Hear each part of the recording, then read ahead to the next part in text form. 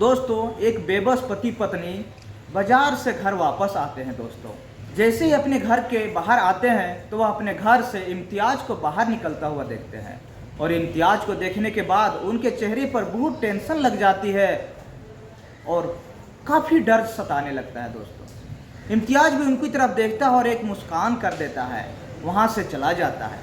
जैसे इम्तियाज वहाँ से जाता है, असद और फातिमा तुरंत घर में अंदर जाते हैं क्योंकि उन्हें किसी घटना की आशंका हो रही थी। दोस्तों, और उन दोनों की आशंका भी वह सच हो जाती है। जैसे ही दरवाजे से अंदर दोनों घुसते हैं, असद अपनी बहन को रोता हुआ पाता है और उसके सारे कपड़े इधर उधर बिखरे पड़े थे। दोस्तों, यह सब देख साफ पता चल रहा था कि इस घटना को कुछ देर पहले ही अंजाम दिया गया है।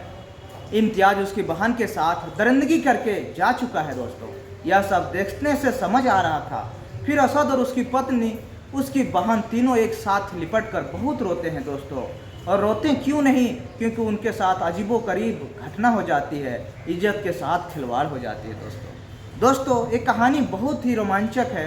कहानी में आगे सुनाने से पहले अगर आप लोग मेरे चैनल पर नए हैं तो चैनल को सब्सक्राइब कर दीजिए। दोस्तों, क्योंकि यह कोई पहली बार नहीं हुआ था जो असद के घर के किसी महिला के साथ संबंध न बनाया।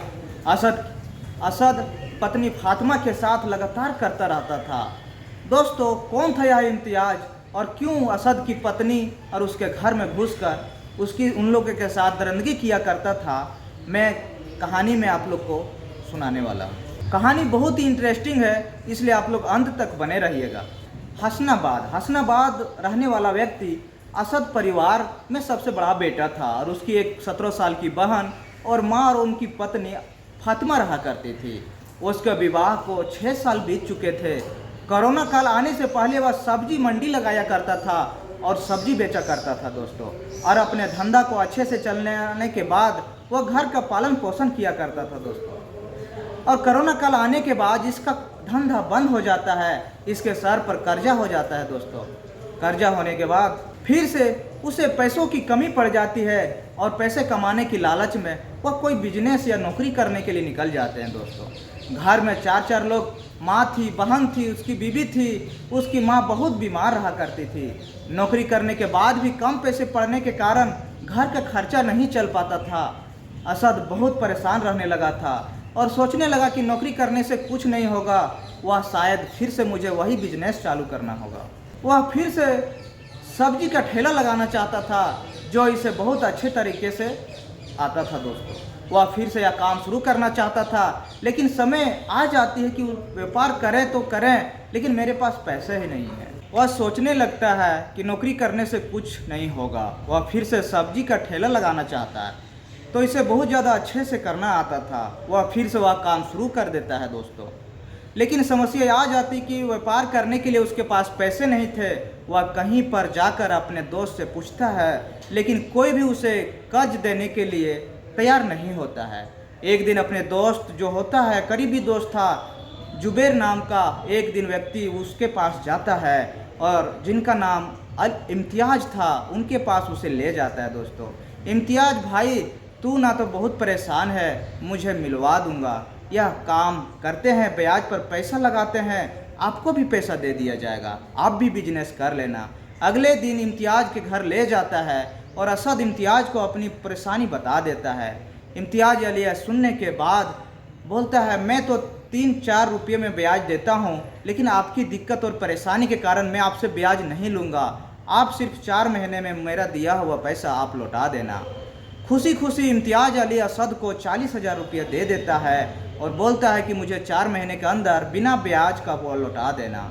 वह जो असद होता है अपने दोस्त जुबैर और इम्तियाज अली जो पैसा देता है, उन दोनों को बहुत थैंक्स बोलता है और धन्यवाद देकर वह चला जाता है। दोस्तों, और वह अपना व्यापार शुरू कर देता। इससे पहले जब घर आता है तो 2 दिन के बाद उसकी माँ बीमार हो जाती है और जब असद की माँ बहुत ज़्यादा बीमार हो जाती है तो उसे हॉस्पिटल में एडमिट किया जाता है। लेकिन हॉस्पिटल के में एडमिट में उसे डॉक्टर ने ज़्यादा खर्चा बता देता है और सारे पैसे उनका खर्च हो जाते हैं और उनके पास खाने पीने के लिए भी लाले पड़ने लगते हैं।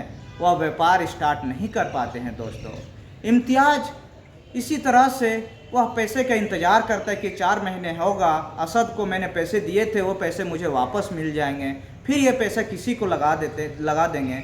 वह इसी तरह 3-4 महीना गुजर जाते हैं। गुजरने के बाद जब समय करीब आता है तो इम्तियाज़ अली वह असद को फ़ोन करता है। फ़ोन करने के बाद उसे बोलता है कि भाई आपका टाइम कंप्लीट हो गया, मुझे आप मेरा पैसा लौटा दो। इम्तियाज़ और असद आमने सामने होता है और इम्तियाज़ काफ़ी ज़्यादा गुस्सा में हो जाता है दोस्तों, उसका फ़ोन नहीं उठाता है। एक दिन असद और उनकी पत्नी बाज़ार में किसी काम से गए हुए थे दोस्तों। वहाँ पर इम्तियाज़ के लोग इन दोनों को देख लेते हैं और वहीं से पकड़कर इम्तियाज़ के घर ले जाते हैं। इम्तियाज़ और असद आमने सामने होते हैं। इम्तियाज़ काफ़ी ज़्यादा गुस्सा में होता है और इम्तियाज़ को गाली बकने लगते हैं और बोलता है, मैंने तुझ पर भरोसा करके बहुत बड़ी गलती कर दी और पैसे भी दिए, मेरे पैसे को कुछ नहीं हो सकता, मेरा पैसा तुम लौटा दो, नहीं तो तेरा बुरा हाल करेंगे। लेकिन असद उसे बहुत समझाने की कोशिश करता है, लेकिन इम्तियाज़ कुछ भी नहीं सुनता। जब मुझे पैसे नहीं मिल जाते तब तक तू और तेरी पत्नी मेरे यहाँ ही रहेगी। फातिमा अब नकाब में थी। फातिमा अपने चेहरे को नकाब हटाती है और रोने लगती है, गिड़गिड़ाने लगती है, माफ़ी मांगने लगती दोस्तों। लेकिन इम्तियाज़ फातिमा को देखकर हैरान हो जाता है क्योंकि वह बहुत अधिक सुंदर थी।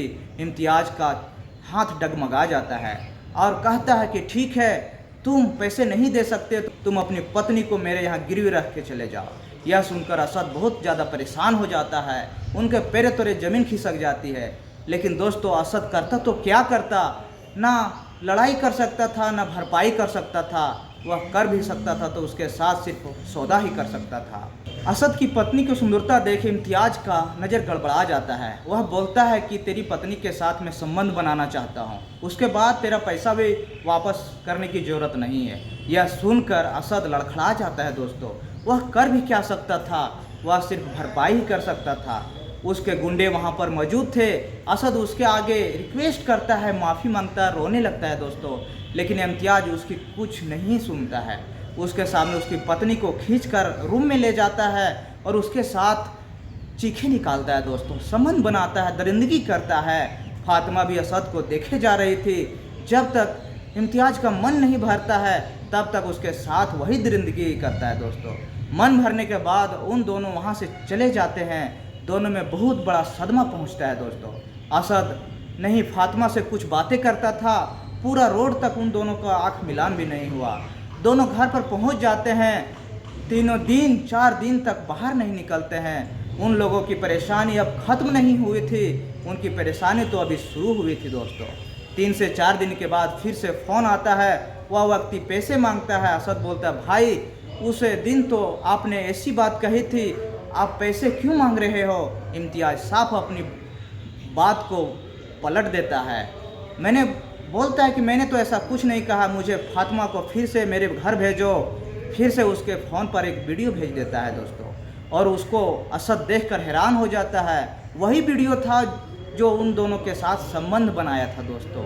वो वीडियो देखकर असद का चेहरा एकदम फीका पड़ जाता है, लेकिन फातिमा का चेहरा साफ नज़र आ रहा था। तो मेरे पास कर देने के उसके पास कोई चारा भी नहीं था दोस्तों। वह वीडियो नेट पर वायरल करने की धमकी देता था। यह तो मैं एक छोटी सी क्लिप भेजा हूँ, मेरे पास पूरा वीडियो रखा है, तो समाज में किसी को मुंह दिखाने लायक नहीं बचेगा। जब इम्तियाज़ यह धमकी देता है, मजबूरन फातिमा को वहाँ जाना पड़ता है। असद फातिमा को वहाँ भेज देता है। उसके बाद यह सिलसिला बंद नहीं होता है दोस्तों। कभी फातिमा उसके घर जाती, कभी इम्तियाज़ उसके फातिमा के घर आ जाते। इन दिनों का सिलसिला वह प्यास बुझाने के अलावा कुछ नहीं होता था दोस्तों। साथ संबंध बनाया करता था। एक दिन असद की माँ गांव में अपने रिश्तेदार के घर गई हुई थी। असद और फातिमा किसी काम से फिर से बाजार गए हुए थे। इम्तियाज़ उसको फ़ोन करता है, लेकिन असद फ़ोन नहीं उठाता है और फिर असद के घर इम्तियाज़ पहुंच जाता है। वहां पहुंचने के बाद असद और उनकी पत्नी घर पर नहीं होता है। मिलती है तो सिर्फ उसकी बेवस बहन जो 17 साल की बैठी हुई घर में थी। उसे देखने के बाद उसके बाद असद की बहन सब कुछ अपने भाई और भाभी को बताती है। फातिमा असद से कहती कि देखो मेरे साथ जो हुआ बहुत ख़राब हुआ, यह अत्याचार बहुत आगे तक बढ़ चुका है। एक बार जाहिदा के साथ उसने ज़बरदस्ती किया है, आगे जाहिदा को शायद नहीं छोड़ेंगे, हमारे पास और कोई रास्ता नहीं है। उसके बाद असद और फातिमा उसकी बहन जाहिदा तीनों पंचायत करते हैं, लेकिन पंचायत में उन दोनों की बात नहीं सुनी जाती है। बेबस होकर वह पुलिस स्टेशन जाते हैं दोस्तों। वहाँ पर इम्तियाज़ के खिलाफ रिपोर्ट लिखवा देते हैं और पुलिस भी उसकी रिपोर्ट लिखने में आनाकानी करती है, क्योंकि वह दबंग किस्म का आदमी था। यह मामला मीडिया तक पहुँचता है। फिर जाकर पुलिस दबाव में आते हुए कंप्लेन लिखती है और कंप्लेन में लिखा जाता है कि 3-4 महीने फातिमा के साथ शारीरिक बना रहा है और कल मेरी बहन के साथ जाहिदा जो होती है उसके साथ भी ज़बरदस्ती किया गया। जाहिद और फातिमा को मेडिकल टेस्ट के लिए भेजा जाता है दोस्तों। कार्रवाई पुलिस करती है। उसके बाद इम्तियाज़ को गिरफ्तार कर लिया जाता है और थाने ले जाया जाता है। पुलिस वालों के सामने इम्तियाज़ को धमकी देता है और बोलता है कि मैं तुझे देख लूँगा। इम्तियाज़ को अंदर डाल दिया जाता है। असद का परिवार, असद और फातिमा जब घर आ जाते हैं तो उसी रात इम्तियाज़ के जो लोग थे जो बाहर घूम रहे थे, गुस्से में आकर उनका घर को जला दिया जाता है। और घर जलाने के बाद किसी तरह से फातिमा और असद और उनकी बहन तो बच निकलती है और गुंडों ने उसका घर कुछ तहस का नहस कर देता है दोस्तों। क्योंकि असद ने इम्तियाज़ के खिलाफ जो रिपोर्ट की थी, उसके बाद असद के किराए के मकान पर रहने लगता है और शहर में नौकरी करने लगता है दोस्तों। उसे पर निम्न धाराएं लगाई जाती है और न्यायालय के सामने पेश किया जाता है। न्यायालय में जब सुनवाई होती है, मुकदमा 8 से 10 महीने तक चलता है दोस्तों। और 16 अक्टूबर 2022 को जब इसका फैसला आता है तो इम्तियाज़ का केस से बरी कर दिया जाता है। इम्तियाज़ निर्दोष साबित हो जाता है, क्योंकि उसका वकील ने उस तरह से उसको केस को सेट कर दिया था दोस्तों। सारा रिपोर्ट अपने पक्ष में कर लिया था दोस्तों। वहाँ बहस जब होता है तो जज के सामने वकील साहब बोलते हैं कि यह तो दोनों के रजामंदी से इन दोनों का काम होता था, संबंध बना रहा था। जाहिदा के मेडिकल रिपोर्ट में संबंध का स्थापित नहीं होती है, लेकिन इम्तियाज़ के वकील इस मामले को इस तरीके से कोर्ट में पेश करते हैं, जो संबंध बने थे इम्तियाज़ और जाहिदा, यह कोई रेप नहीं था, आपसी सहमति से बनाए गए थे। और कोर्ट को यह बताया जाता है कि फातिमा के साथ पहले 3 से 4 महीने से सब कुछ हो रहा था और असद फातिमा के पिछले 4 महीने से चुप क्यों थे। इनको पहले इम्तियाज़ के खिलाफ कार्रवाई करनी चाहिए थी। यह सब एक दूसरे की सहमति से हो रहा था, पैसों का लेन देन के कारण हो रहा था दोस्तों। इन लोगों का लालच बढ़ गया, वह ब्लैकमेल करने लगे इम्तियाज़ को। जब इम्तियाज़ ने पैसे देने से मना कर दिए तो उस पर रेप का झूठा आरोप लगा देता है दोस्तों। यह वकील ने जब इस तरह से दलित पेश करता है तो सारा मामला पलट हो जाता है दोस्तों। इस सबूत को देखते हुए कोर्ट ने बेगुनाह साबित करती है। इम्तियाज़ बाहर आ जाता है। आज एक फिर बेल मिल जाती है और वह फिर बाहर घूमने लगता है दोस्तों। इस कहानी सुनाने का उद्देश्य किसी को दिल को ठेस पहुंचाना नहीं है दोस्तों, किसी के भावनाओं को ठेस पहुंचाना नहीं है दोस्तों, किसी भी प्रकार की अनैतिकता अश्लीलता को बढ़ावा देना नहीं दोस्तों। ये समाज में हो रही इस तरह घटनाओं को रोक लगाना है दोस्तों, इस तरह से जागरूक लाना है दोस्तों। ये कहानी अगर आप लोग को एक भी लाइन अच्छी लगी होगी तो कमेंट बॉक्स में ज़रूर बताइएगा दोस्तों। फिर मिलते हैं अगले वीडियो में, तब तक के लिए नमस्कार।